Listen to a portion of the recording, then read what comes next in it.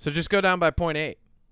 Okay, that's what I did. And then just watch your position to the mic, because I think it's only when you're like, when you're back here, it sounds. Hold on. You know, because obviously you're not like, yeah. And your mouth has to be facing it. I think that's the problem with having a static mic. This is why, Odie, I use the dynamic microphone. The dynamic, I hold it in my hands. No, never mind. Don't do that. Never mind. You can stop. No, this is perfect. No, it's not. No, it's not. It looks like you're holding a giant, it's like cyberpunk mushroom in your fucking That's basically hand. what it is. like a Blade Runner mushroom. These are cybernetic mushrooms. They're meant for, I don't know. Well, what are they meant for in Blade Runner? Do you tell me? In Blade Runner? Yeah, what are they meant for? What are cybernetic mushrooms meant for in Blade Runner? I don't. What do they do with them, Odie? I don't think there are cybernetic mushrooms. There's gonna be now, and you're gonna tell me what they're for. What are they for? They're for having children. I dig it. I told you be ready for full energy, Kevin. I've been up. You know me. I'm up. I'm not up in like the Jocko Willink you have to grind to survive way. I just wake up and my brain's like, here's 5 thoughts in a song. Like sounds like a movie. Like, okay, 5 thoughts brain, in a song. let's hit it today. Dude, I was the happiest person in the grocery store this morning. That being said, I think most people are in later life in the grocery store at 7:30 in the morning, so maybe they have less. I don't know. Do they have less to be happy about? Is there stuff going wrong in their lives? Maybe they all have absentee fathers. It's Father's Day. Happy Father's Day. Who knows? We don't know what's going on there. But a lot of sour, dour faces in the grocery store this morning. Meanwhile, I am bopping around. I got my headphones in. First off, I don't want to listen to that bullshit in the morning. I don't even know what they play at the grocery store. Headphones at the grocery store is a win. What do they play over the loudspeakers in the? I don't know. I'm like, I want music. To not engage with too much of the environment in the grocery store. Like, I just want to accomplish my task, right? And I've got metal playing, and that makes me happy. So I'm just bopping around. Like, it's like a meme of like what I look like, and it's like all colorful and rainbows, and me just smiling, grabbing like cauliflower out of the vegetable section, and then it's like what's in my headphones. It's just metal and death and like fire and like, you know, a giant kraken in the background. Just Cthulhu standing over you. Yeah, just Cthulhu chilling, like looking Cthulhu over me. With Mothman. Yeah, like, it's just the deep ones are coming for you, Kevin. And I'm like, yes, great, thank you. I hope they do. I like to listen to podcasts when I'm in the grocery store by myself. I'm a big fan. Oh. What podcasts do you listen to in the grocery store? Say true crime. No. Okay. I don't listen to true crime. I usually, honestly, I'll put on, like, I'll scroll. Like, I'll do one of those, like, where you take your phone and you just, like, scroll and let it, like, just ride. Like, kind of like you're spinning a wheel. And I'll just go to a Weekly Planet episode that I still have, like, 20 or 30 minutes left on, and I'll just play it. You just do random. Oh, but only Weekly Planet. Yeah, only Weekly Planet. Oh, so that's fun. So it's just you. So what you're saying is James and Mason accompany you on your grocery trips. Store. But it's like you magically summon 2 friends that are talking about something random and you're not involved. Like you're just there doing whatever you're doing, and they're having their conversation off to the side about whatever they're watching or reading that week, and then randomly one of them just opens up a letter and they're like, here's what Christina says. Like, and I'm like, oh, shopping. Christina, what did Christina say? And you're just like, yes, tell me what Christina said this week. Christina, where's the pasta aisle? They're talking about how they're eventually going to watch Snake Eyes, even though they're never going to watch Snake Eyes. Like, you're like, I actually did, guys. They're like, we're not talking to you. This is a podcast, Odie. I reviewed it, guys. I reviewed that, and people are like, reviewed what? You're holding carrots in your hand. Like, you're like, I reviewed that. And people are like, what the fuck? Content creators these days. Best grocery store visit You're a menace to society. You're a menace to the produce section. I don't know why we haven't gotten out of the produce section in my mind in these grocery stores examples. It's like nothing else exists. You might be grabbing cereal. I don't know. What are you grabbing at the grocery store? Honestly, I do spend a lot of time in the produce section. I did a lot of vegetables. Thank you. So Let's start on that. That's a healthy start to the podcast. Healthy start. Q. I had zucchini tacos last night. We're starting. We're starting. Oh, sorry. Here's the music. Ready?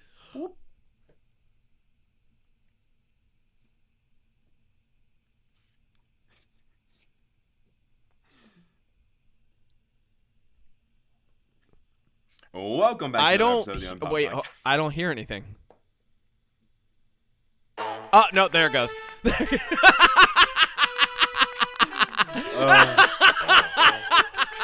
Happy Sunday, everybody.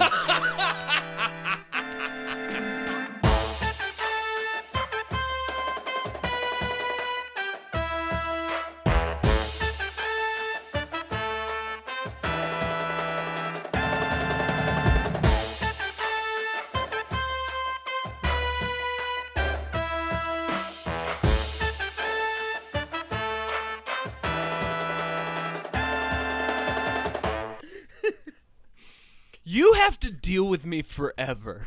You have to deal with me forever. Not today, you not tomorrow. Wanted this friendship forever. You asked for this. This is truly like you had like one finger left on a monkey's paw. And you're like, I wish for a best friend. And as it was curling, I just appear smiling next to you. You're like, no, wait, no, wait. And it's like, it's like a genie that had you, and it was just like, you want a best friend? Here you go. And just no, better yet, we were already friends, and you're like, I wish I had a podcast with a friend, and I just slowly am like apparating next to you, smiling like, you said podcast? Me? Here we are, Odie. You're the chef now. I am a chef now. I got upgraded. Okay. Welcome back to another episode of the Unpopped Podcast. I am the Capitan Todo el Siempre, Kevin Minor, he, him. Speaking in correct Spanish always. With me as always is... Odie Matthews, the chef, cooking up that delicious content, they, them. Yes. Culinary corsair, if you are will. A culinary corsair. Yes. Every time we say culinary corsair, I just... picture you using like a scabbard to slice onions, you know, like just oh yeah, just like it's like Fruit Ninja, but it's you on the high seas, and you're not a ninja, you're a chef. It's not like Fruit Ninja. It's kind of like Fruit Ninja, but it's not like Fruit Ninja. I feel like I would have like a stone oven. And the way I cook things is just taking gunpowder from the cannons and just making the oven explode, and then the chicken comes out just like a brick of black. And I'm just like, here you go, your cannonball chicken. And then cannonball I'm just chicken there, with like, a side of saber onions. Let's go. I don't care what it looks like. You made it. We're eating it. All right. Exactly. This week, so I told you Happy yesterday. Pride. What? I said Happy Pride. Oh, Happy Pride. Also, Even Happy Father's Day. Happy Father's Day and Happy Pride. That's a mixed bag for some people. So if it's happy one and not happy the other for you, then we wish you the best. If it's happy both for you, great. That's phenomenal. Hey, but 50% ain't bad. You hit the lotto. Like if it's happy both. Yeah, lucky you. Well, I mean, we're still getting away from the 90s. The 90s had a lot of homophobia, so it's gonna take time. We're gonna get there, though. Just the 90s, nothing else. Just the 90s. Just the 90s homophobia showed up detriment. and was like, I'm here now. Vanilla Ice and Speed with Keanu Reeves. You better start really saying no homo. You better start. What are you talking about today, Kevin? I mean, kind of everything that we just were talking about. That's the episode. We're talking about Happy Pride. We're talking about. I think we're leaning into LGBTQ representation. You and I talked about this, and Yes. when it comes to topics like this, like if we ever cover feminism, I'm bringing a female on. We're not going to sit here as two dudes, a cisgendered man and a non-binary person and just talk about women. We're going to let them talk about it. We're going to let whoever we bring on as the expert is going to talk about females. So this I do want to lean into you talking about it. I did say to you yesterday that I had some stuff I wanted to cover. I have adapted that because I was revisiting Judith Butler's Gender trouble, feminism, and identity subversion. I think that's the title of the book. Let me make sure I've got the title right. Gender trouble, feminism, and the subversion of identity. Yes. Okay, cool. I kind of had it. I was revisiting that, and it kind of wrecked my brain and also made me realize that I need to learn more before I say anything beyond a certain point. So I've adapted what I'd like to say in the beginning of this. It's much shorter than it was because she poses a really good point and actually calls one of my favorite philosophers of all time a hypocrite. Or not a hypocrite, but says that he like contradicts himself. I love Michel Foucault. Michel Foucault's phenomenal. Michel Foucault famously, I would say, developed Jeremy Bentham's philosophy and sort of expanded the idea of the panopticon, which is we're relatively living in a social and digital panopticon right now, which is a whole other subject, so we're not going to get into it. But Michel Foucault talks about Herculine Barbin, who was it was essentially non-binary, a non-binary French person, and Foucault says that, transgender,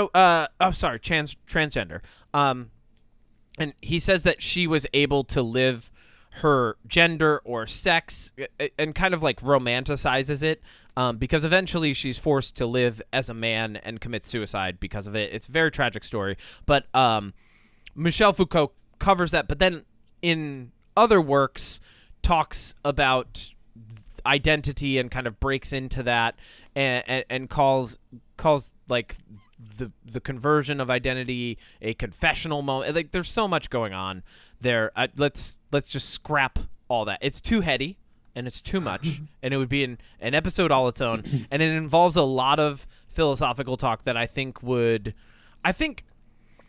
like to assume that you can subject people to deep philosophical discourse and philosophical disagreement in an objective fashion just right off the rip is not correct. we should never do that. But so I did want to bring up in the beginning, and I've already mentioned I need to learn more, and I'll kind of come back around on that. But gender as a term has only existed since the 14th century, really. In the form that we know it, it represents a class and or subclass of identification directly related to what were then being recognized as male and female as far as sex goes, right? So biological sex, socially constructed and then expressed and identified gender. It's only existed for 600 years. There are things that have existed for thousands of years that we're still learning more about. The pyramids. Us as humans being the biggest example, right? Yeah, okay. Yeah, the pyramids too, I guess, whatever. But us and the ocean even and space and all of existence we're still learning more about. So to pretend that we have mastered any of these headier topics that directly involve the human condition, like gender, I think is a farce in and of itself, right? So I'm already getting a little too philosophical. So it's only existed for about 600 years. About 500 years after the term is coined, Simone de Beauvoir comes along, and Judith Butler actually criticizes Simone de Beauvoir as well, who I love. I love Simone de Beauvoir, another French philosopher. French philosophers have done a lot in the past 100 years. But Including Judith surrender. Butler comes along, and they criticize Simone de Beauvoir's work a little bit, and also Foucault's. Not in any sort of like they're an idiot, not in like the usual, I would say, like hyperbolic way that we're used to people debating nowadays, because debates become more spectacle than it has actual academia. But Judith Butler does a really good job criticizing them, to the point that I just want to mention gender only existed for 600 years. Simone de Beauvoir comes along and kind of like develops it a little more into this realm of like it's a socially constructed identity. Simone de Beauvoir even went so far as to say, and this is in a philosophical sense, one is not born female, one becomes female, which I think is a really great statement by itself, kind of wrapped up. I think that was ahead of its time, really, because we're talking about these things now. And then at that point, I want to say, as much as I am an ally, I am a novice. Like, I am a noob. You know, like, I'm someone who will show up and I'll be like, hi, I don't know which flag that we should raise. And people are like, whichever one you want, Kevin. And I'm like, but can I pick one? Like I'm asking questions, right? I try to be I feel like if you're calling yourself an ally, any sort of signaling after that, other than asking good questions and listening to the group that you're being an ally for, right? I think is a little bit of virtue signaling rather than it is anything else. So I'd rather say that's the extent of what I'm bringing. Take it away, Odie. Take it away. Just take it away. I don't want to. Well, yeah, I don't want to overspeak. You know what I mean? I feel like I have a good idea. Like, I'm an expert on my own identity. I'm not an expert on the identity of a group that I don't identify as being part of. Like, I'm not. It's just, it's not how that goes. Fair. Like, I'm not going to get on the podcast and be like, so let me tell you all about Native Americans. Like, I'm not. It's not happening here ever. You know, so I'm not going to do that with any gender or sex either. Fair. Okay. You want to know about cisgendered white men in their 30s? I have tons of expertise. All right. I think we got enough of that. Are you sure? We got enough podcasts that cover that. Are you sure? Because I've got Jake Paul here. No, I'm just kidding. All right. Odie has left the call. So Jake, why don't you talk at me and our listeners for the next 40 minutes about how you're going to fight someone? I would say, how are you enjoying your last few months being alive before Mike Tyson kills you? All right, here we go. Yeah, no, I like what you said. I think a point that I've argued before with, and I say argue, but argue is a strong word. A point that I've made before online, to which people in comments have tried to yell at me and tell me I'm wrong, to which I have then ignored. All caps. I'm just imagining the all caps responses. I've made some videos in the past about non-binary and representation, about gender neutral, and how it's not a new concept, that people think that everything involving the LGBTQ is a new concept. It's the same argument when people will be like, well, autism didn't exist when I was a kid. That's not how that works. That's not a thing. Yeah. That's like saying the sun disappears when I close my eyes. Like, that's not true. Yeah. Not to disrupt you, but to add to that, when someone does that, it's known as a philosophical fallacy. These are philosophical topics. They have an ethical and epistemological component. Ethics being right versus right, not right versus wrong. Epistemology being, how do we know what we know is right, right? So we have that, and when people use that farce, when they say that didn't exist when I was a kid, they're essentially using, and this is the irony, the comic irony of this, they're using the same logic that a child uses when playing peekaboo. I can't see it, so it's not there. I didn't see it, so it wasn't there. No, it was there. It just wasn't identified. And because you didn't see it doesn't mean it wasn't there. Okay. It's like back in the 1700s when, you know, we discovered that people of different skin colors existed. Well, when white people, I say we, but when white people discovered that, and they're like, these people never existed before. Yeah. They did. It's did. And the term Piaget used it with children. He coined object permanency, which is something that we form in our brain as we go on. What we're talking about now is it's a little more ethereal, but it's still there as much, and that's concept permanency. And that's something that's a little more complex, right? Because you're not just observing. Aesthetics being the most shallow form of philosophy. God, I love this shit. Aesthetics is the most shallow form of philosophy. It's what we observe, right? So what you're essentially saying when you say that didn't exist when I was a kid is you're saying I'm only going to engage in the aesthetic philosophy of this. I'm not going to get into the ethics, the epistemology, the existentialism, the metaphoric portion, or not metaphoric, the metaphysical portion of it, or any other, right? Yeah. Okay. No, you're totally spot on. And that argument that I would make is that, you know, we have evidence that, and not a ton, but there is evidence out there, tangible proof that Native American tribes back in the day, either had what they considered three genders, which was, our traditional male and female, and then an other. There were tribes that had no gender, where everybody was just a person. Everybody was equal. There was no male or female roles. We know for a fact, 100%, and people, insecure, toxic men still argue this. We know for a fact that women in most tribes were the hunters, not the gatherers. We know that for a fact now. So it's just all, I think we're entering an age where we are being more progressive with gender roles and gender identity as a whole, but we are still not nearly as far as we should be. And one of the best arguments that I saw for this, and it came up for me last night. It's really interesting how, I can't remember what it was, but Goose and I were talking about something, and then all of a sudden both of our TikTok pages were like content related to the thing we were talking about. Yeah. And I can't remember what it was, but this guy came up, and it was a clip from a longer thing, but basically this gay man was arguing to some right-wing conservatives about equal rights. And he was basically making the argument saying, hey, like, you guys as straight, white, cisgendered male, you have all these rights that you've never had to work for. You have all these rights that you've never had to fight for, that you've never had issues with. Nobody's ever tried to take them away from you. Yeah. And even these communities like the LGBTQ, women, people of color, whatever, these people are not saying, hey, we're going to take those rights from you so you no longer have them.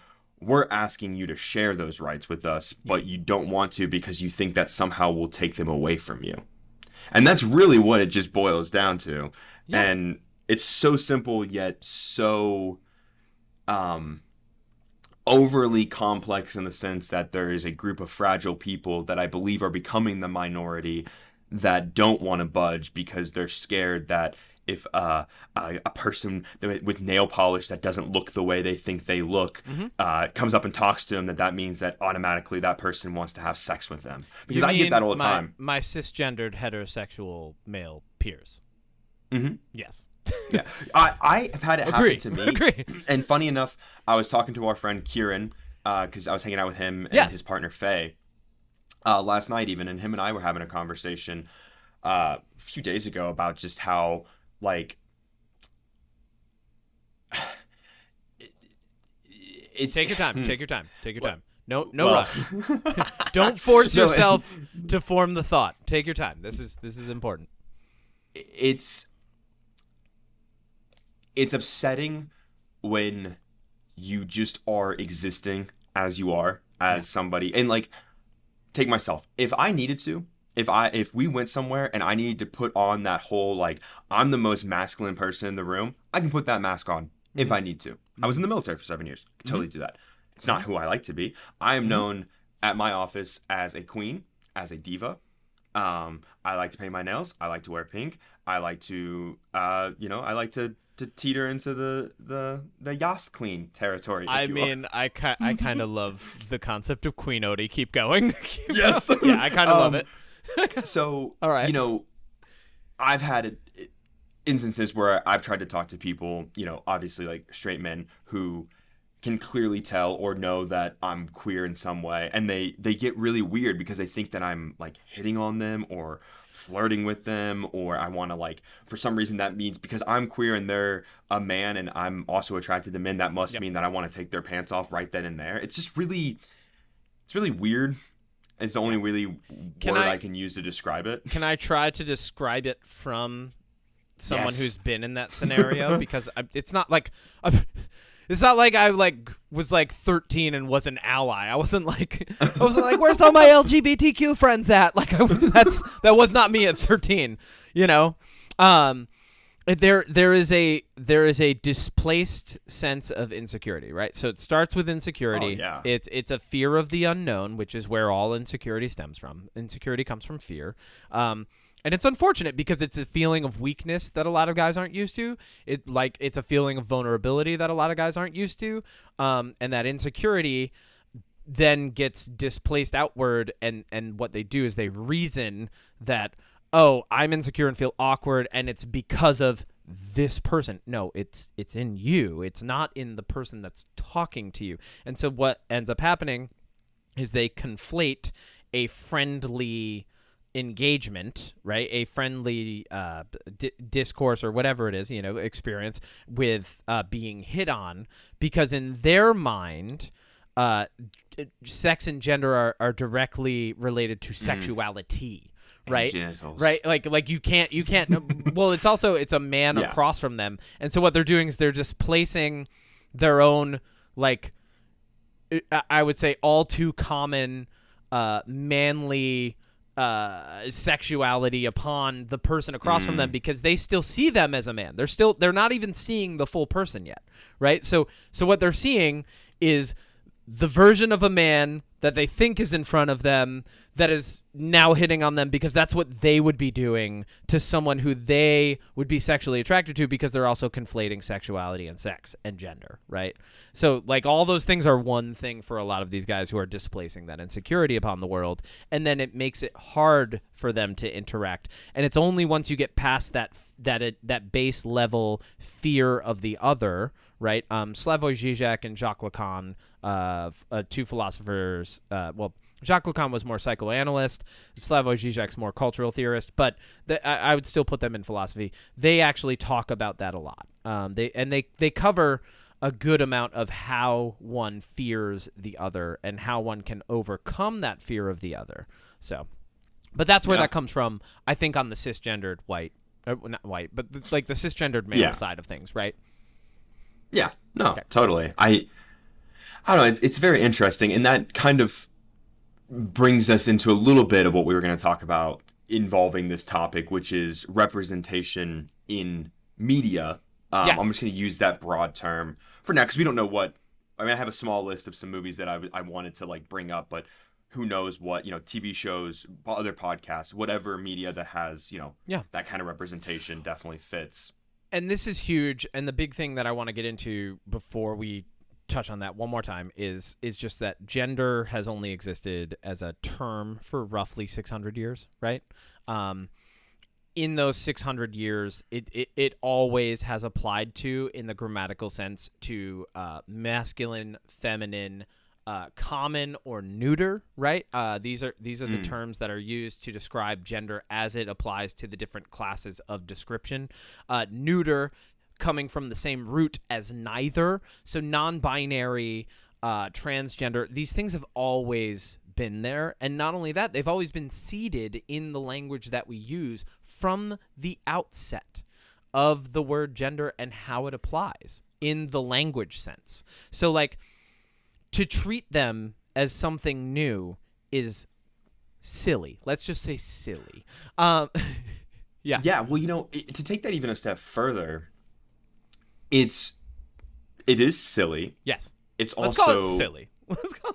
It's also, in my opinion, if I may be so blunt. Don't. Yes, be blunt. Be blunt. Go. We don't need to touch on that. Be blunt. It's also stupid and ignorant. Yes. And petty.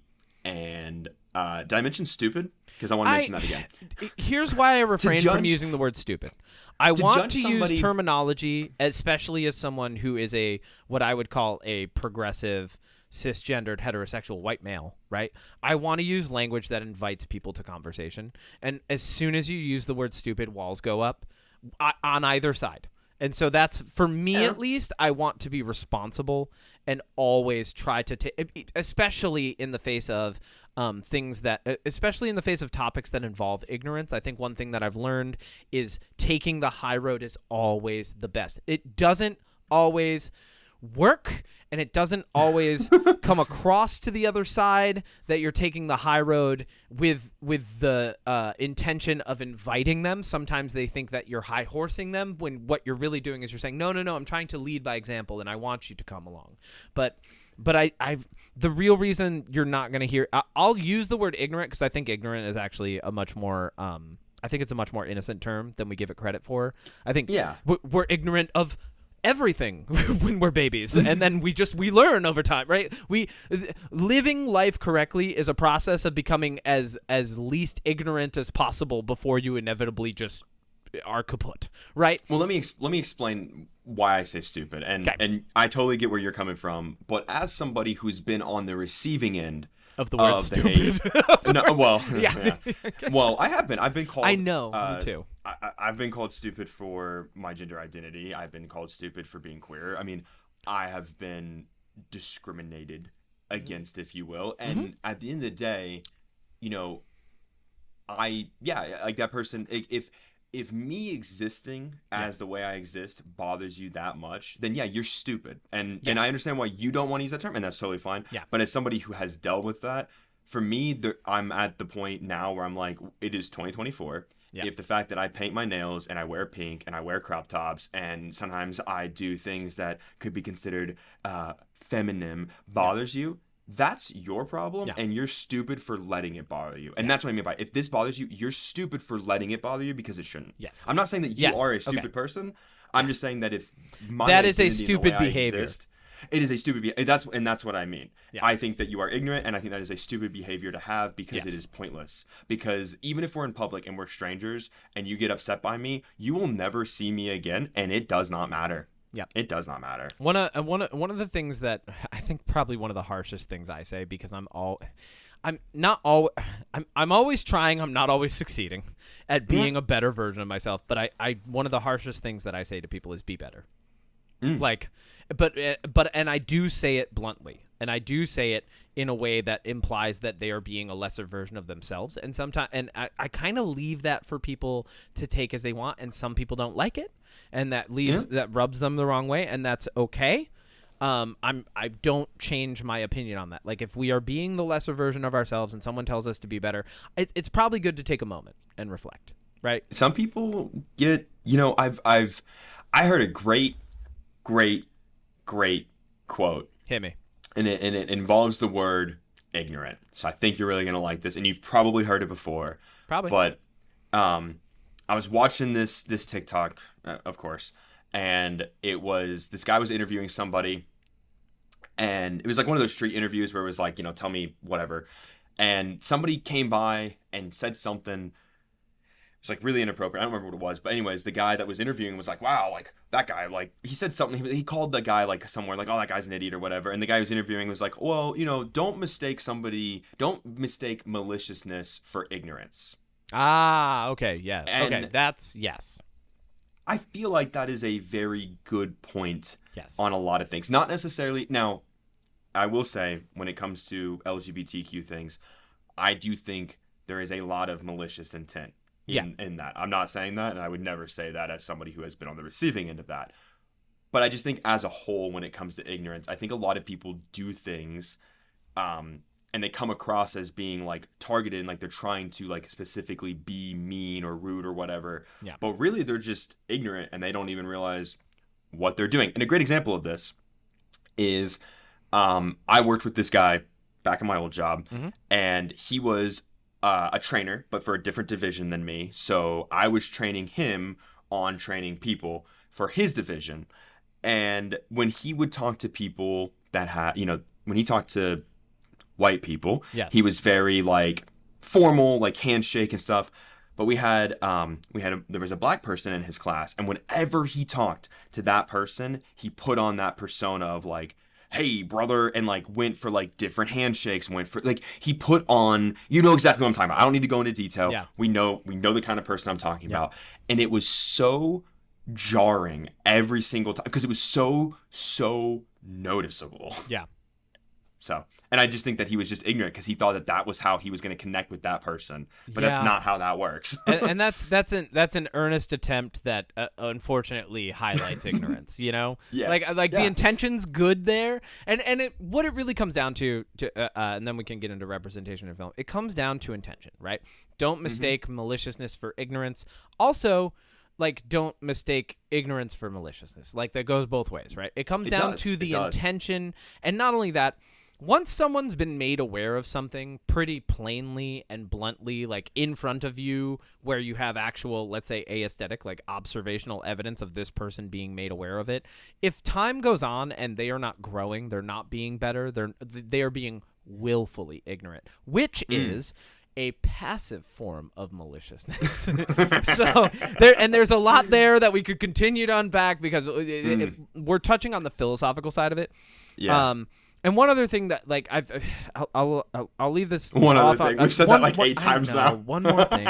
But, like, one more thing. I think what happens in our culture is a lot of people, because of the human rights component of gender identity, of, even sex identity, because of the human rights component of it, people think that it is purely a political issue, but it is not. It is an issue of human rights, not political rights. Agreed. Human rights. And when you're touching on the issue of human rights in a society, it goes much deeper than someone just wanting the same thing that you want because they want it in the political realm or in a representational form. No. They want it intrinsically. They want it in a deep sense because it's going to bring the capability for more fulfillment to their life simply by having the thing that you were born with based on your own identity within culture. I agree. And I think the reason that the line gets blurred with political is because in order, unfortunately, this is kind of a not double-edged. Unfortunately. Don't say unfortunately. Well, just say well, the thing. hang on, because this is kind of a two-sided coin. Because on one hand, unfortunately, the only way to get equal rights for everybody is to go through the political system to hope to get laws passed. Yes. Because unfortunately, the only way to have that is to basically, and not that I think this is necessarily a bad thing, but make the people that aren't okay with it be okay with it by making laws that make them okay with it. Yes. But that doesn't solve the overarching problem of there are still people that aren't okay with it. Yes. I agree. So it sucks, but it's yeah. Yeah. Whoop. Okay. Yep. Yeah, that's it. It does suck. Well, that is. Thanks for watching, everybody. We're gonna end on that wonderful note. Yeah, we're all recovering from the Western world's Puritan roots. But let's talk about some representation. Let's do it. There needs to be more Puritan films. I'm talking Quakers. I'm talking. No, my dad was a Quaker. What? My dad grew up as a Quaker with my uncle in Indiana. That's wild to me. They got kicked out of the community because him and his brother, so my dad and my uncle, apparently would fight all the other kids, and they got kicked out. They were in part of a Quaker community. That's wild to me. And every time he would tell me about it when I was a kid, I always thought of the oatmeal. Well, yeah. Because that's what the Quakers dressed like, was the oatmeal people. Yeah.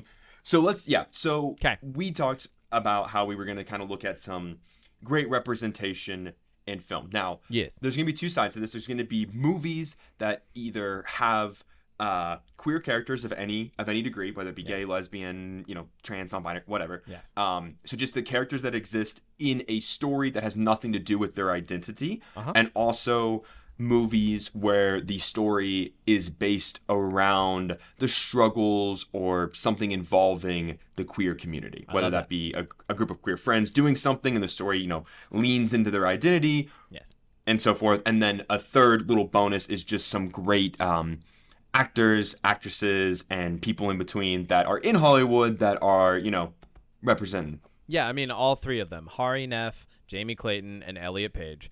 They're phenomenal. No, I'm just there's so many more than that. So I just got to say this is why I've deferred to you on this. I'm going to say this right now. Elliot Page, I have had a crush on them. And forever? Still do. Like forever. Since... pre-transition, after transition, still. Like from Hard Candy days? Like from Juno days? Mm-hmm. Yeah, all right. To like Umbrella Academy days, like just and everything in between. To now. They're just the best.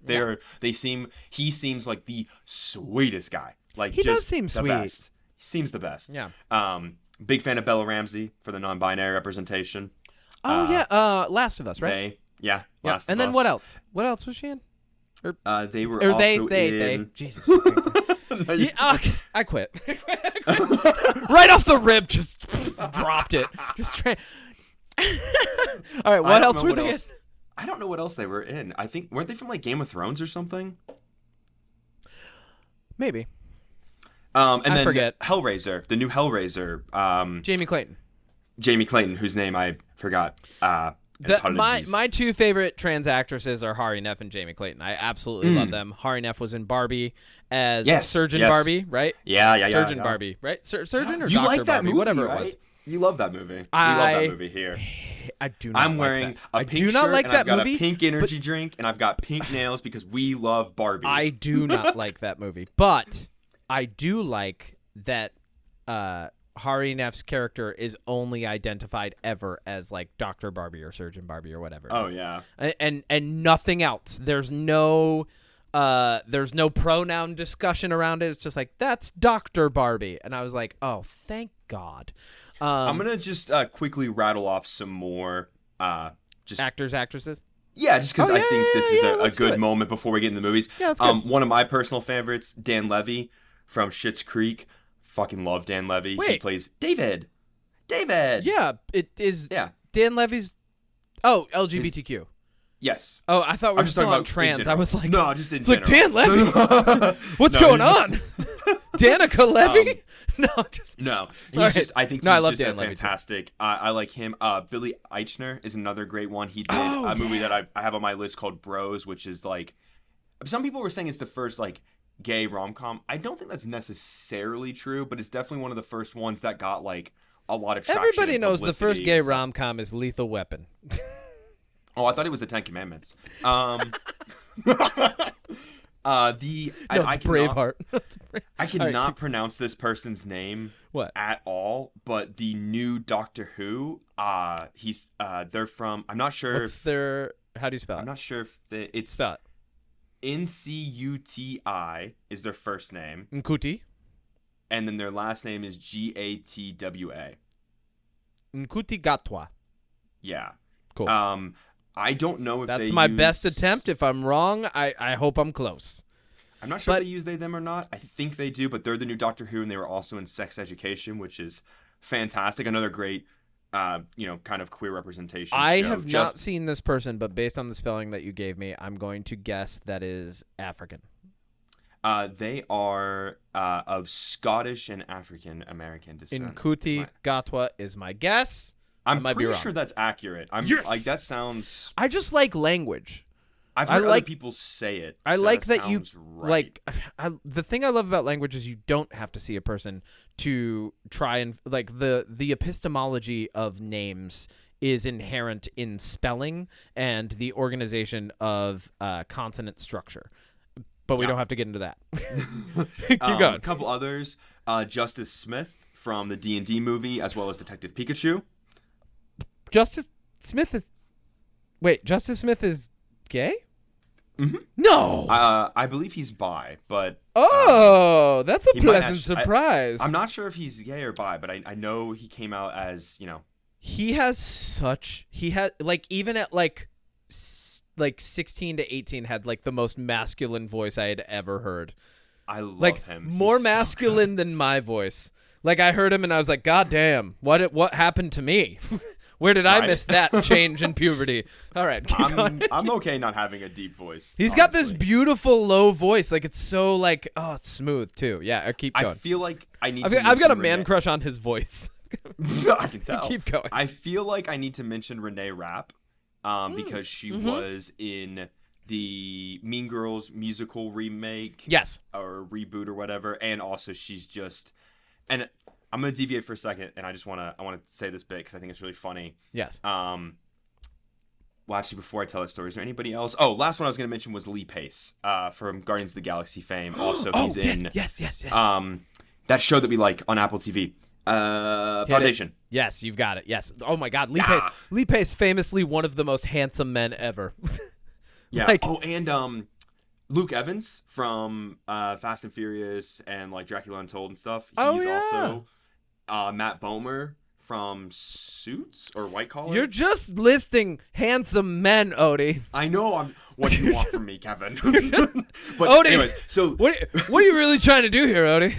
You want to talk to me about what's going on here? Lee Pace, Matt Aubrey Bomer. Plaza. Come on. Aubrey Plaza's by. There we go. You might be turning me, Odie. No, I'm just kidding. Yeah, okay. But no, okay. The Renee Rapp thing. I gotta say this. Yeah. Do you know, and I'm not sure if you do, I only know who this person is because of modern day social media. Do you know who JoJo Siwa is? Like, do you know about her? I only know that some of my best LGBTQ friends have marked themselves safe from JoJo Siwa. Yes. Recently. Yes. Okay. So I don't know anything beyond that. I did not dig into it. Okay. So all I know is there was a creepy picture and they marked themselves safe. And I was like, what is this, a new horror film or something? Pretty like, what's much. going on? Okay, so hit me. very Explain this overview. cultural thing to me. This is so funny to me. Very quick overview. JoJo Siwa was on a show called I think it was called Dance Moms or something like that, where the moms would help their kids dance or whatever. Again, not my show, not my cup of tea. Whatever. This was mid 2000s. She was born in 2003, so she's one of those new influencer kind of people. So she's 21 this year. All she's right, 21. She's coming into her own. Well, she What? Okay, go. Keep going. Now I'm now really intrigued. That pause was telling. What's going on here? Was known for pigtails, ribbons in her hair, sparkles. She wrapped her first car in her face. Like, pictures of her face wrapped her first car. Like, if you look up JoJo Siwa That's car, wild. It's disturbing. She had this very, very good girl, personality. She came out as a lesbian a few years ago at this point, when she was maybe 17 or something like that. Okay. So in contrast to when Miley Cyrus went through her bangers era and really showed the world with the Robin Thicke stuff and all of her Wrecking Ball, that she was no longer Hannah Montana. Yeah. And the way that Miley Cyrus did that was very slow, organic, and it seemed like the path that she was always going to go down, right? When Miley Cyrus came out and started doing all this stuff, nobody was like, oh my God, Hannah Montana. Everyone was like, yeah, okay. I also think at that point we're another Disney star is doing this. Mm-hmm. Okay, got it. Kinda. Something traumatic is happening at Disney. That's really what that was my response. I was like, it's a something's Disney kid going thing. On at Disney that's doing this to these children. They get DUIs or they go off the deep end. Right, exactly. Or they're dancing with knives in their fucking kitchen. Oh my God. and then filming it for some reason. Dance with knives in your kitchen all you want, but that's a new Disney show, Dancing with Knives. That was one of those things. I actually still haven't seen that video because I saw one picture of it and I was like, I don't need to see that. No, you don't. And I apply that rule to myself. If it's not something you want to see or need to see, you don't need to see it. That's it. Exactly. Yeah. All right, keep going. So JoJo Siwa, she makes music. Yeah. And she came out with this song, and it was called Karma. And she was trying to basically force on everybody. She started dressing differently. She started having this persona. When she turned 21 this year, she kept posting videos about how drunk she was at Disney and how she had just going wild. She had a bottle of Tito's in her hand while she was performing live. She was rubbing her crotch in public to try to seem edgy, all this crazy stuff, right? But this is all why she's trying to shake this good girl persona while she's wearing rainbow outfits that are bejeweled and wearing costumes that look like Gene Simmons and pretending that she doesn't know who Gene Simmons is. Oh, weird. Karma was written by somebody else in the mid 2000s. It was shopped around. It was given to Miley Cyrus at one point. She didn't want it. Yeah. And JoJo Siwa tried to pass it off as her own song, even though it wasn't. Oh, no. All of these things. Okay, so now, yes, okay. All of these things and more that I'm not going to get into. Maybe now we'll do I get a deep why dive this into was it. a problem. Yes, okay. So we reached this point, right, where about a month or two ago, the Karma music video comes out. People were making fun of her dancing because that's what she was known for, and her dancing was terrible.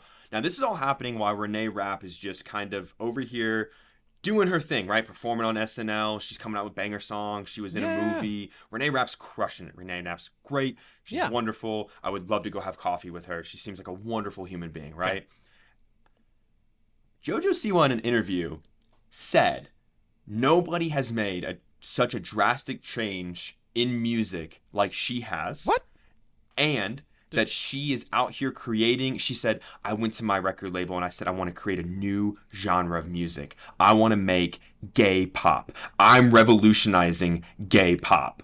Now, all of this leads to the funny meme that I saw the other day where it was a picture of Renee Rapp, who it was an article about Renee Rapp about how she's reinventing, like, not just just queer music in general, not the music itself, just the representation behind it. Yeah.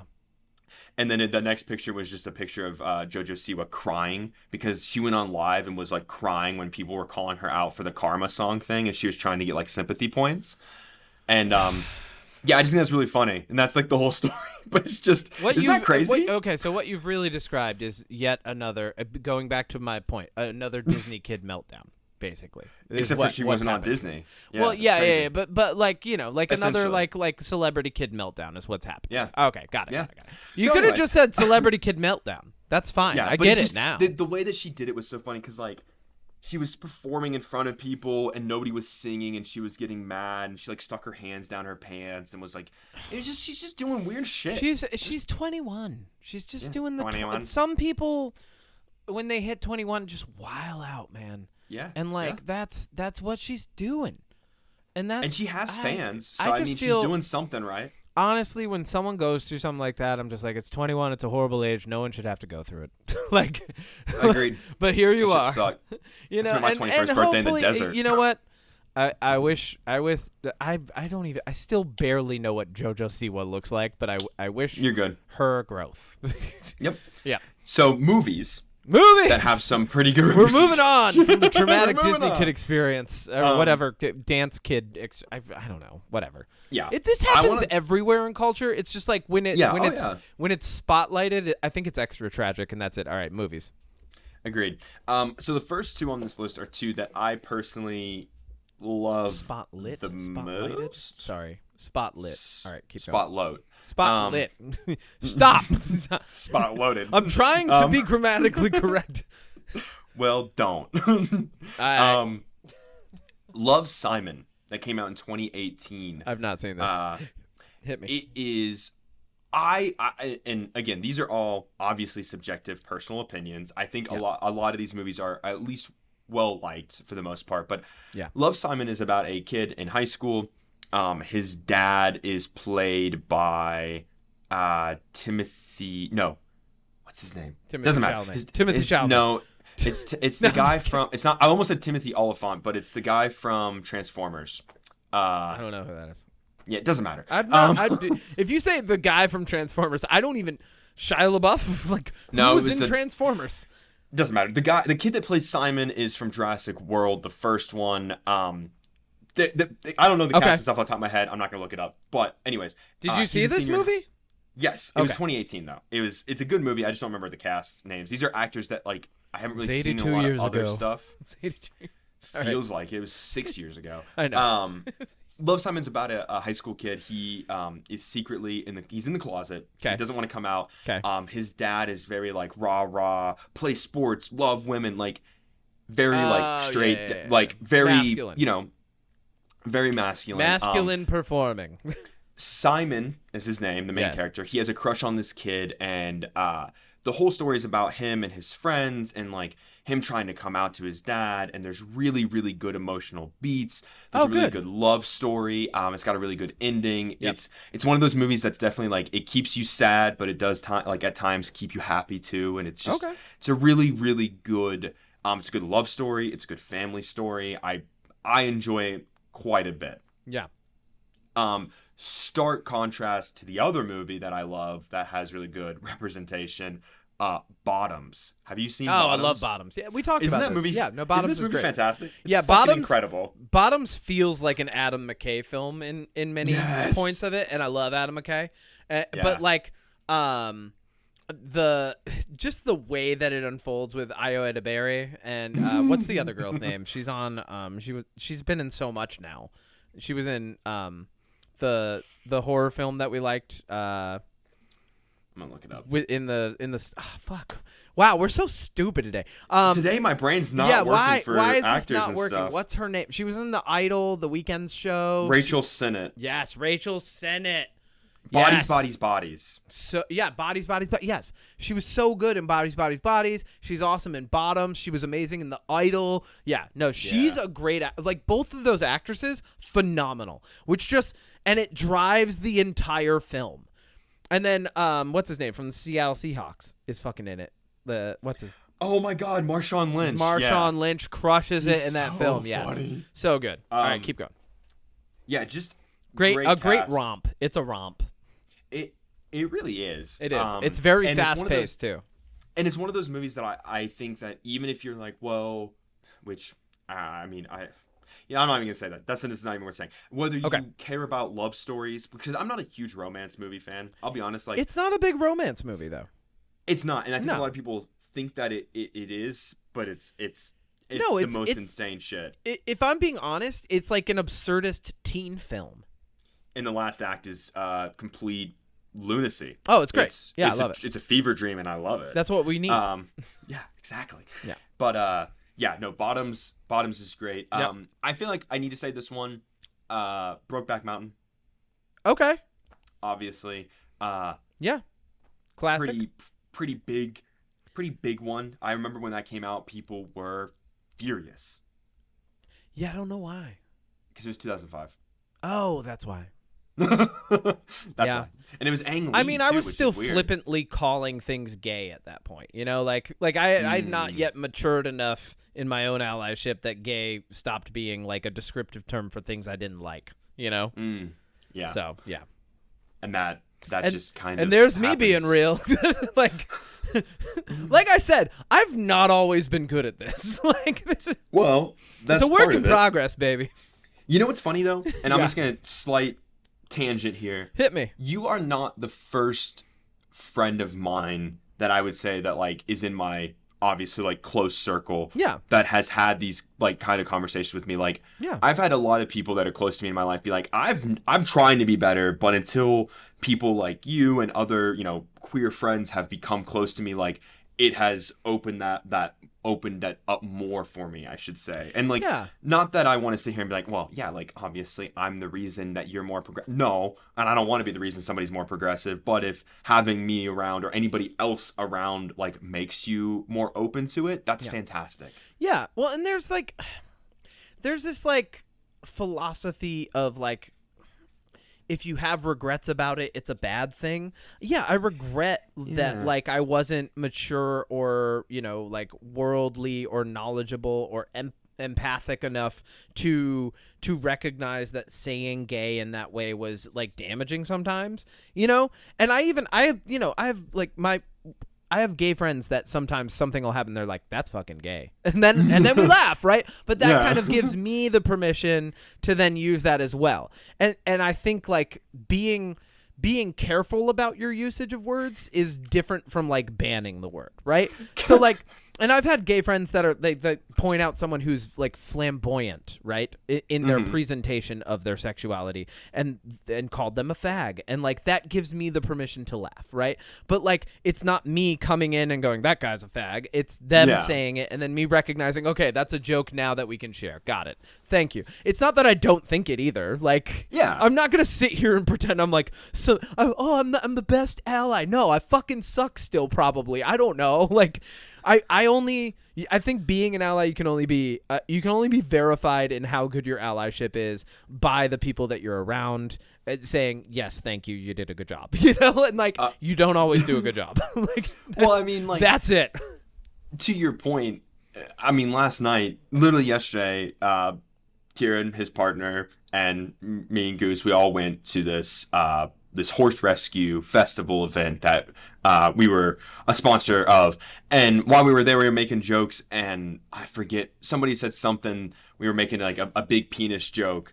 And I think Kieran said something about like, oh, like I'll take that every day. And Goose looked down and was like, that's gay. And like, obviously, you know what I mean? Like, no, and I think it's context, it's audience, it's everything, exactly. Right? Being careful with your word choice is just something that should exist everywhere, right? Like, I'm not going to straight bash people either, but every once in a while, I'll straight bash some people too, Yeah. 100%. And that gives my other friends permission to straight bash, and like, yeah, that's just how it goes. Like, and I think let me before we continue, I'm very fortunate in that my mom, when I first met a gay man and his partner, explained to me as a very young boy, I was just like, I was like, what's that guy and Matt doing? Because this guy's name was Matt. And she was like, well, they're partners. And I was like, and like my brain wasn't computing, and she could see that I was trying to reason this out. She goes, that means instead of liking girls, he likes guys. And I'm still young enough that girls are gross. So I was like, oh, that's also gross. Like it was just all gross, you know, all across which the was board. fine. But she gave me that ability to kind of work on it myself. And then also didn't present it with it. There's nothing else around it. There was no opinion of hers attached to it. Nothing. Yeah. She gave me the ability as a kid to go, okay, both those things are gross right now. So then when I got older and I had gay friends, like it was like, oh, okay, yeah, well, you grew up liking guys. I grew up liking girls. And then I was so fortunate to have a gay college roommate. Like sometimes I would be on webcam with a girl in college and they would be like, why does the poster in your dorm say, sorry, ladies, I'm gay? And I'm like, well, that's David's. And they're like, who's David? I'm like, that's my roommate. And he dances to Tina Turner and watches RuPaul's Drag Race and can do the Beyonce single ladies dance better than Beyonce. And I love him for it, you know? And like some straight girls were turned off by that, but that was a good litmus test for me, you know, because like I didn't want to be around people who didn't like David, you know. And actually David just texted me, like I'm still very good friends with David, you know, like, and just like those experiences, the reason I'm saying I'm fortunate for them is because it's given me the ability to grow into a more mature version of myself, right? Maturity isn't like a simple thing. Maturity is a complex thing. Like everything that we're talking about today is complex.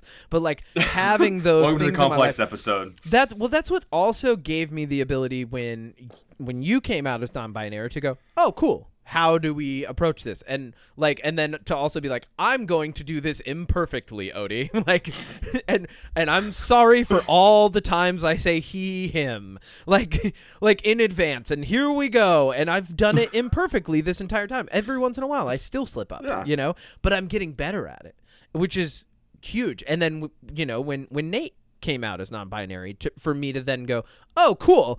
And it even in my mind, I'm like, oh, cool. Singular, they, them, plural, they, them. I love this. This is great. I can have fun. We are a they, them with household. This. Yeah, you are a they, them forever, always. But like that gave me that ability because I had those experiences earlier. And I think a lot of people, because of the lack of experience, going back to what we were talking about, they then don't have the ability to process it as quickly when they become an adult. And they're like, because this thing didn't exist in an acceptable and easily accessible, understandable way for me as a child, it's harder for me to understand now as an adult, right? And I think, yes, a level of grace for that, but also once you've been privy to it and you're less ignorant to it, please don't be willfully ignorant, you know? I keep that. Yeah, I agree. No. Thanks. Another one, I don't know a lot of people that have actually seen this one, but it's called Fire Island. It's on Hulu right now, and the whole story is basically... about Fire Island. You're thinking Fire Island with Y. No, that's Fire Festival. No, Fire Island's a real place, Odie. I was invited to Fire Island, and as a cisgendered white male... cisgendered heterosexual male, I should say, I politely declined the invitation. Yeah, the invitation. Well, that makes sense because this movie is all about a group of queer friends going to Fire Island. Yes, because and yes, and that is what it is known for.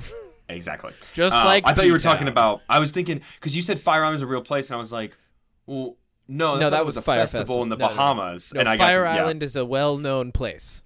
Yeah, I got confused by which was which. I was invited there and was like, Thank you for the compliment. I'm glad you're attracted to me like that. Because that was someone hitting on me. That was someone being like, I want you to come here to this location where we can. And I was like, I will pass on that, but thank you. I would love to go to Fire Island with a group of queer friends. That'd be great. Oh, I'm sure it'd be great. Have you seen Moonlight? The Oscar famous La La Land got called before it. Moonlight. Have seen that one. It's good, right? Yes. I liked Moonlight. I thought it was a very good and well done story. Yes. It's a coming of age tale. It's a drama. I honestly think everybody should watch Moonlight. It's phenomenal. It's just 100%. Moonlight is representation, and you should watch it. It's really good too. Like, yeah, I don't even want to go. Like, anybody listening to this that's any bit curious about the movie, please, just watch it, and then however you feel about it, that's yours. I'm not going to go into too much detail on these because these are movies that I think that you should go in with just a little bit of information and enjoy the story, especially Other People. Yes. Other People is a movie from 2016. It has Jesse Plemons, who is fucking phenomenal. You might know him from Game Night as the cop neighbor. He was just in Civil War. Mm-hmm. He was in that Leonardo DiCaprio 4-hour-long movie, All the Wildflowers Get Blown Up. What is that movie called? Killers of the Flower Moon. That's the one. I got you. I got you on that one, baby. This movie is about Jesse Plemons is a comedy writer, and he goes back home to California. I think it's Sacramento, if I remember correctly. It's been a bit since I've seen this one. We love to take care of his mother. And it is just a very, very good story. It's one of those, I don't want to say it's like dark humor, but it's definitely, he's a comedy writer, and he's struggling with, his mom and being gay, and his mom is sick. Maybe so like there is some humor? There's some sardonic cynical humor. Yeah, that's the way to describe it. Okay. And if you like that kind of stuff, I think you'd like this movie. I do. It's a really good story. But honestly, just Jesse Plemons alone, man, like he is such an underrated actor. Yeah. Another one, and this is based on a true story. I'm actually looking up cast lists this time because I'm like, I don't want to mess this up. Okay. Have you seen? And I don't know if you haven't. It's on Netflix. It's on Amazon Prime. It's called Tangerine. No. And I think you specifically would fucking love this movie. Okay. Here's the whole synopsis. You right? Hit me. And I'm gonna read this verbatim because I think it's really funny. And this movie's great. I love it. It's a romp. A hooker tears through Tinseltown on Christmas Eve, searching for the pimp who broke her heart. It's about two trans women who are hookers, and a pimp fucks them over, and they go on a rampage to get revenge. It's fucking I love this. Great. It's great. This is amazing. It's honestly, I do want to watch so this. funny. Yeah. It's that sounds awesome. It is really, really well done. Mm-hmm. I don't know if you've seen. Yeah, I don't really know a lot of the people that are in it because they used actual, like they used real, trans actors and everything like that. Yeah. But it's just, if you want just an absolute funny, kind of like similar to Bottoms in some ways, kind of just revenge romp, two people being, it reminds me of like the two drag queens that are really famous online. They have a show, Trixie and Teeny, I think they're called, or something like that. There's these two drag performers. They go back and forth and they do like little bits and skits, and they have like a podcast and a show and stuff, and they're just hilarious. And that's what this movie reminds me of. I have a funny story about drag queens. Okay. So I went to the Lunar Fair last night. It's like an outdoor nighttime market. It was in Lake George. They've never done it in Lake George before, but they do it like all over. It's really cool. Like, people dress up like fairies and like all this other cool stuff. They had bubbles going on. I actually had a couple friends text me. They're like, "Were you at the Lunar Fair last night?" I was like, "Yeah." I was like, "You can say hey to me when I'm at other things you don't recognize me from being at." Holland was selling her merch there because like a lot of people will have like more gothic or witchcraft based merch, right? And Holland has like that dark. I'm actually wearing one of her hoodies right now. Her brand, Dead Girl, Dead Art, it has like its own darker imagery and does a lot with like tarot and things like that. So she's at the Lunar Fair. I go to the Lunar Fair with my mom. We get out of the Jeep to go to the Lunar Fair, and I just hear a voice off in the distance explaining a dance, and I go, "That's a drag queen." Like, not even missing a beat. Like, I just recognize the cadence and the way, like because I've been around so many now that like I was just like, "That's a drag queen." Like, just smiling, like nothing attached to it, just like the observation, right? And then we round the corner. Of course, a beautiful, wonderful drag queen is explaining the hot to go dance to a bunch of people at the Lunar. HOTTOGO. Yep. As soon as and they hadn't even gotten to that part yet. And I was just like, I I just heard the voice and like was like, that's a drag queen. Yep. Oh God! Didn't you so like? funny. We were so like they were nowhere to be seen. We had to get around a line of trees and like get to the actual lunar fair and even enter the fair to see them. But I was just like, wow, I like, and then sure enough, and then I was like, told you, told you that's what was going on. They just drag queens like have a persona and a cadence and like. Or at least a lot of them have a very similar way of presenting their drag persona to the point where like I feel like very often I can readily audibly identify a drag queen. Can I say something? Yeah. I think that if we ever got the opportunity for both of us to perform in a drag show, I think we would crush it.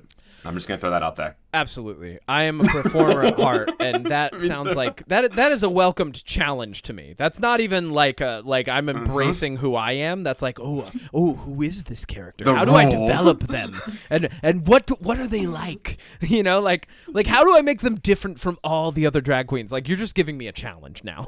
Yeah. I think I would just enjoy. I've already had to. Here's okay. Another thing about me. Very fortunately, I've been in a sold out room full of people lifting a 180-pound cross-dressed man from dead weight from the ground with an orchestra pit on either side of me in heels because I was in Rocky Horror Picture Show. Right. And that's what you wear at the end of Rocky Horror Picture Show. You do the can in heels at the end of Rocky Horror Picture Show. And I would challenge many a straight man to try to do that. Right? That you want to talk about manly? You want to pick up a 180-pound man, dead weight, with a 10-foot fall on either side of you in heels? Yeah, try that, bro. All right, keep going. Get on my level. Yeah, get on this level. They're like, I'm not. So many men would be like, I'm not touching that. You can have that level. That's all yours. Yeah. That's all yours, Kev. All right. Last couple that I had. All right, hit me. This is based on a true story. If you don't mention the few I'm thinking of, I've got a couple others. Yeah, no, I wanted to leave some room for you. I was trying to find some ones that maybe like a lot of these you haven't heard of, and that's why I was kind of trying to dig through ones that I like that are lesser known. You want to highlight how bad an ally I am? I got it, Odie. Yeah, exactly. You're welcome. You're like, Kevin, you suck at this. Have you never heard of other people? It's Pride Month, Kevin. It's Pride Month. The Imitation Game. Yeah. Oh, yeah. Alan Turing. Yeah. Yes. Okay. Cool. Yeah. That's one of the ones I was going to bring up. Yeah. But I feel like that is one that is worth bringing up. And then thanks for not having us speaking German now, Alan Turing. Yeah. Sorry you got chemically castrated. Thanks for your sacrifice. Yeah. Thanks for your hard work. You know what? We thank soldiers for their fucking service. Thanks, Alan Turing, for your fucking service. Yeah. Jesus. 100%. Yeah. And then the last two, I'm just going to rattle these off back to back. I don't know if these necessarily count as representation in the film, but just shout out to the people in them. The new Hellraiser. Jamie Clayton. Jamie Clayton. Yep, you beat me. Why do you keep forgetting Jamie Clayton? I didn't forget their name. I was about to say it. I was just saying. I was waiting to see your reaction. But Hellraiser, her name, not their name. I don't think. I think it's her. I think I can still she, her. You know you can use they them for everybody and it's fine, right? I know. Look, I don't get to correct you that often. But technically, I'm not wrong. You're not wrong. And but you're not. This goes in with correct. Goose and I were talking last night, and when it comes to people, we're trying to use they them more just because we want people to get used to that being a way to describe a singular person. Assumption more often, and like giving people the ability to then pick, I think is a really good way to go because it starts neutral, right? Exactly, and that's what I'm with you on that. But yeah, because they played Pinhead, yes, not Pinhead, but you know, and then I was actually going to. I like Pinhead as a woman more than a man. Can I say that? Yeah, absolutely. Yeah, no, I really liked the energy she brought to that role. I love the way like she plays with the space. I love just like she did such a good job just like embodying that horror facade and not facade, the horror imagery of Pinhead. And I said this when it first came out. I'm like, there's an added level of horror to this for people who are uncomfortably straight. You know? Like, yeah, it really is there. Yeah. I could totally see that. And I think that's it. Horror's supposed to make you uncomfortable, so I kind of love that it's in that genre too. Yeah, keep going. 100%. And then I was going to actually bring up Rocky Horror Picture because, just because you were in it, and I've only seen it like once. I've been in it like 3 times.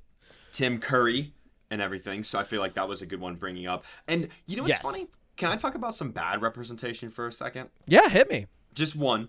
I don't want to go because there's a lot. There's a ton, and I'm not going to go into them all. Oh, you don't want to cover all the bad representation we have in society? All right, here we go. Starting with the numbers, and then we'll get into A through Z. Yeah.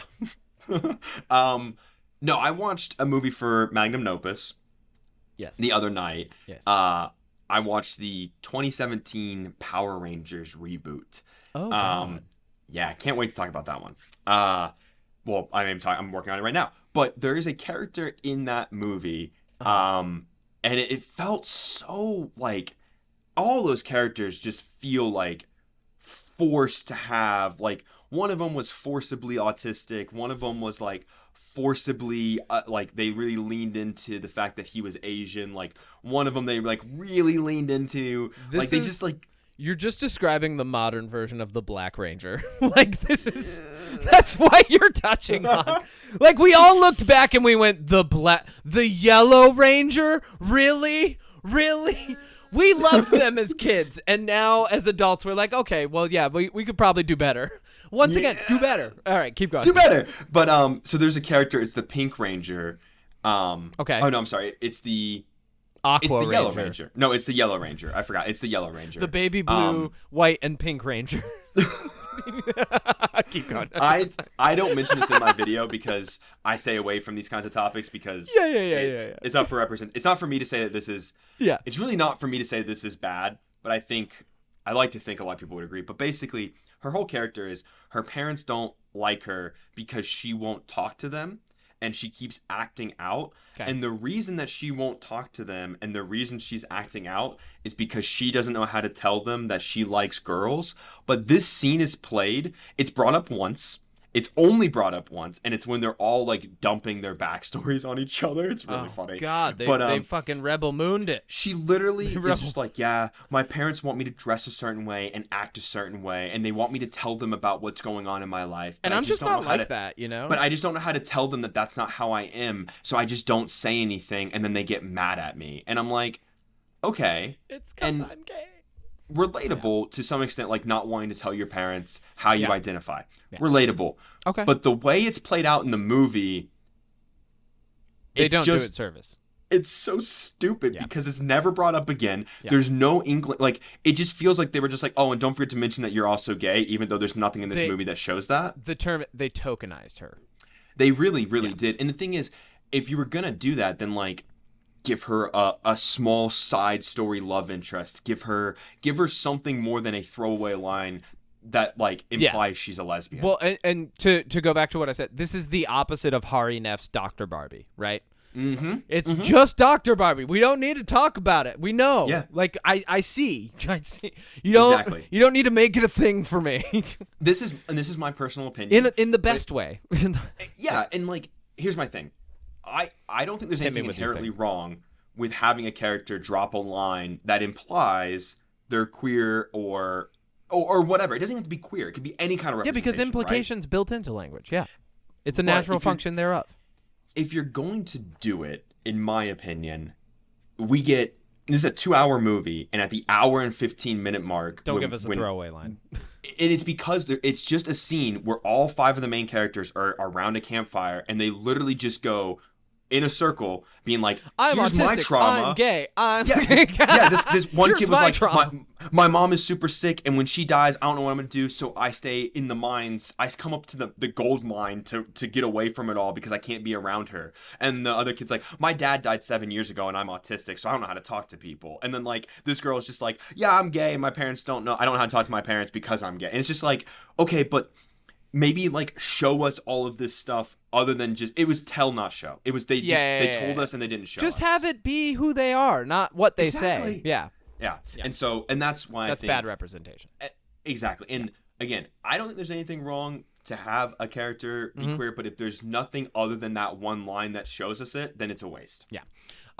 Okay, a couple more good representation pieces that I want to throw down. The Last of Us. Oh my God, yes. Emmy-nominated episode, right? The Boys. Nick Offerman, right? Amazing.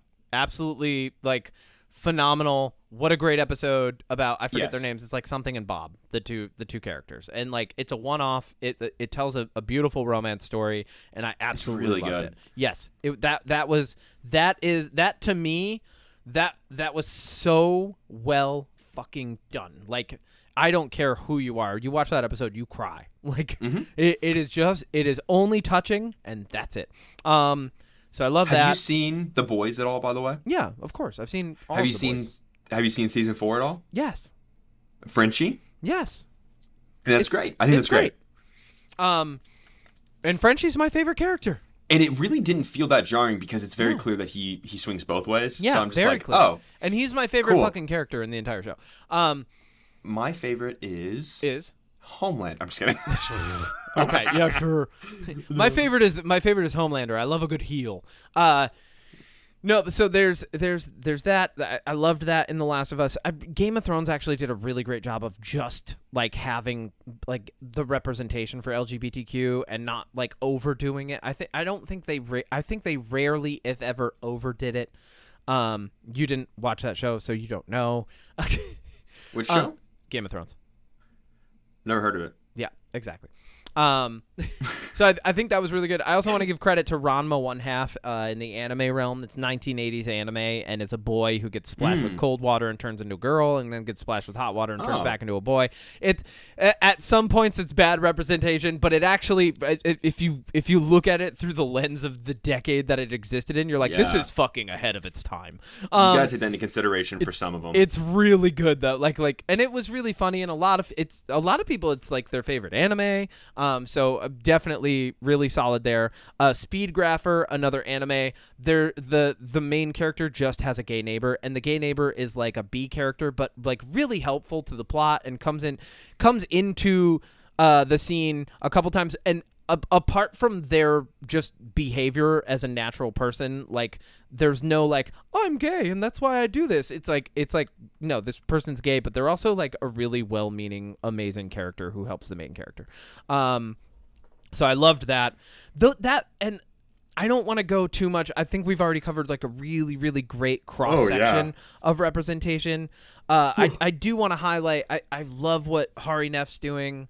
I absolutely love Jamie Clayton. I love like there's so many, and then Fallout, right? Fallout had a non-binary character in it, but like it's not like crazily touched on. I didn't even know there was one in there. And then is it Maximus's friend in the Brotherhood? Yeah. Oh, it's great. That makes so much sense. Solid, right? They're Loved great. it. So that's shows you how much I even know. Yeah, that's something that I really liked. And the big thing that I just, when it comes to inclusion of representation, I think the times where it's done bad are when it's in expo dumps or when it's like and we all make fun of this, when it's a company very clearly engaging with Pride Month because it's Pride Month. And that's nothing new. Like they engage with Black History Month and Women's History Month, and like, do you know like that's what companies that do. They are for profit. So like, yeah, we can make fun of it, but like they're just fulfilling their corporate function. Like that's whatever. I mean, let's just make fun of it.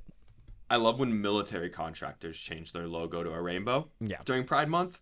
Oh my God. Hilarious. Too funny. Hilarious. But also like, once again, well-intended, right? Doesn't land. Like if the intention is good and it doesn't land, that's different from the intention being bad and it landing. Like that's the worst case scenario, right? And really like when it all comes down to it, I think we're people and we don't have enough representation in our stories, and I think recasting things, I think increasing representation across the board is a good thing. I think there are I don't want to say a lot, but I think there are cases where it's forced and the complaint is real, that it was just representation for the sake of representation, not for any meaningful reason. And one thing that, but once again, I'm very fortunate that I've had the interactions that I've had. One thing that really strikes home for me is my friend Kristen Noriega and I wrote the story for a script called Devour. It won an award, got $40,000 to film a short film. Micah Khan and Victoria Diana ended up working on the film together on it, the film portion of it. So Kristen Noriega and I wrote the story. Then Micah, Victoria, and I adapted it for screenplay. And then Micah and Victoria are directing it. Now, when they were casting it, they were so kind as to call me up and say, Kevin, I know that these characters are male and female in the script. However, we've had 2 women audition that are by and far better than everybody else. Do you mind if we cast them? And my only response was they were the best. And they said yes. And I said, then fucking cast them. Like, that was my only response. That's the appropriate response. Exactly. I was like, were they the best? And they said yes. And I said, cast them. And you know what? They fucking were, because I've seen that short film and it was phenomenal. And Victoria I think they won a couple of awards for that. Nice. Yeah, it was great. And I'm very lucky that I've had that interaction and I've been given, that's a gift. Life gives you these little gifts where you can choose to grow, where you can choose to be better. And that was one of those. And luckily, I had already had a lot of things that had led up to that I was already better. I was good enough for that moment. I wasn't better. I was good enough for that moment. When the world called upon me to include, I was ready and able, right? Yeah. Yeah. Definitely. And that's why I want you, Odie, on behalf of the LGBTQ community, to give me an award this month. This is Odie. I deserve it. No, I'm just kidding. Okay. I'm going to give you the Neediest Ally Award. I accept. Is it an award? I accept. on behalf of all straight men everywhere. No, I'm just that is not how we're ending this. What's your jam? Fig. Fig. Ooh.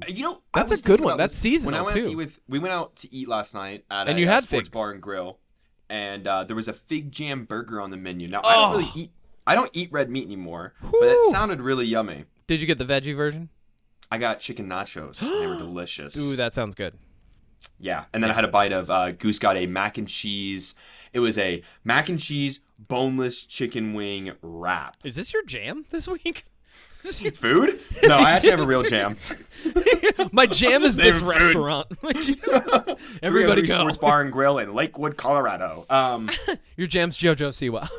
No, oh God. Karma by JoJo Siwa. No. I now know what that is. No, my real jam is Shabuzi, who I mentioned a little while back. Why are you giving me that look?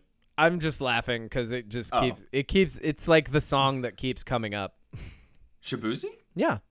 Oh, he released his full album. Oh, okay. I thought it was going to be Bar Song again because that's all I see keep coming up. I'm like, oh, he's got this jam. No, honestly, his album, it's Where I've Been Isn't Where I'm Going. Yeah. And I have to admit, there are some songs on there. The whole album, I'll be honest, not every song hits. There are a couple songs on there that I'm like, not for me. But I love the song Highway. I think that's really, really good. And the title song, Horses and Hellcats, is really good. Obviously, Bar Song is good. But if I'm being totally honest, I really liked Bar Song when it came out.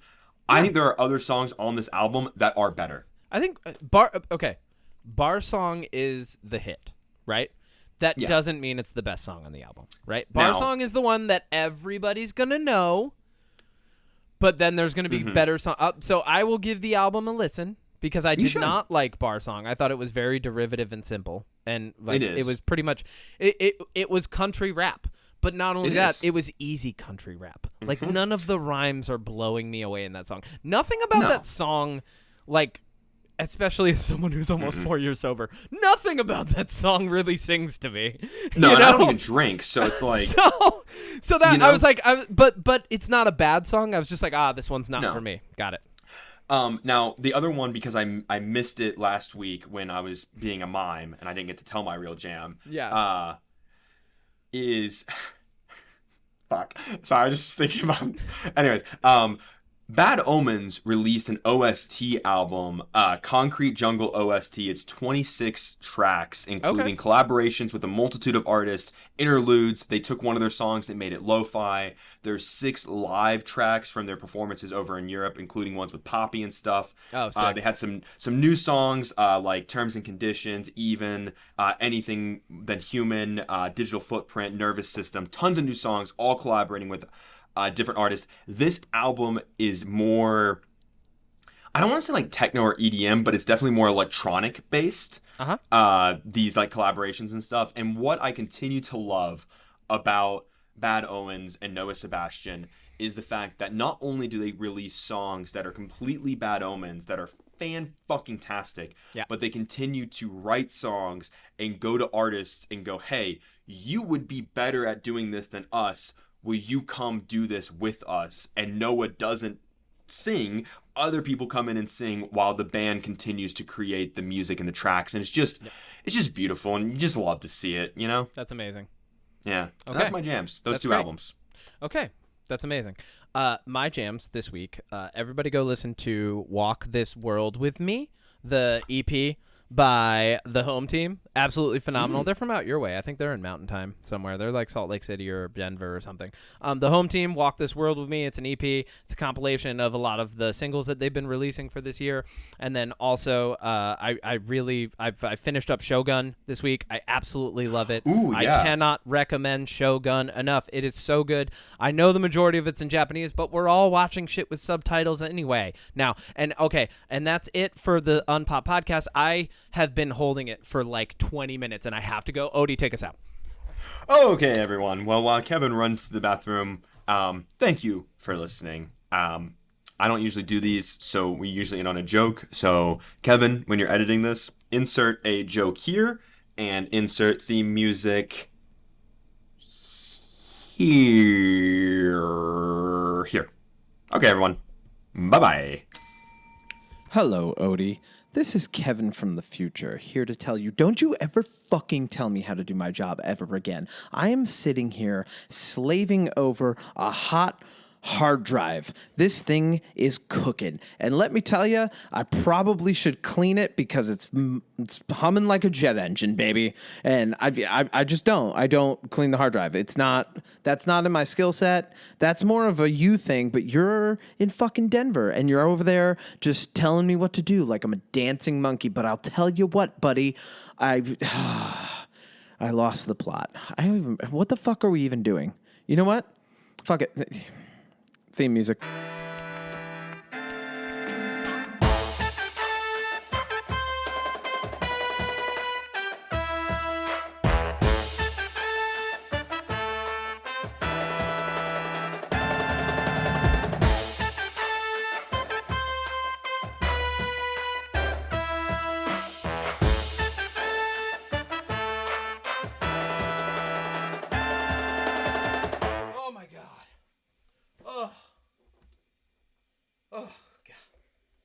I just peed for like 10 minutes.